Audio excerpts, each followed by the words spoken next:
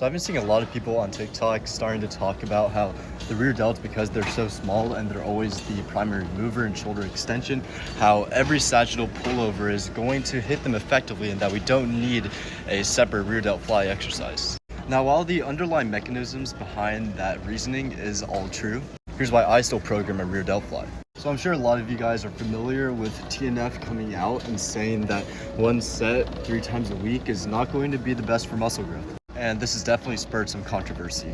However, while one set 3 times a week is going to be better than, say, 4 sets 1 time a week, I do agree that depending on the person, doing 1 set for a muscle group 3 times a week is probably not going to be enough, at least to maximize muscle growth. You're still going to grow. So personally, I only do 1 sagittal plane shoulder extension movement, which is my pullover.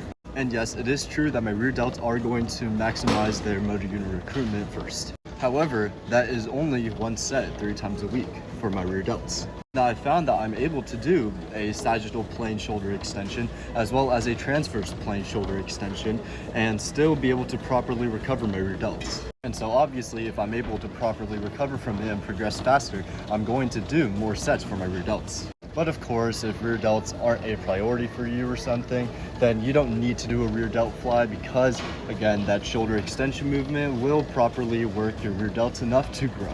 However, if you do want to do more volume for your rear delts or they're a weak point for you, I would also include some kind of transverse plane shoulder extension movement, which I personally do on a chest fly, but you could also do with a cable, for example. So yeah, I hope this helped and follow for more.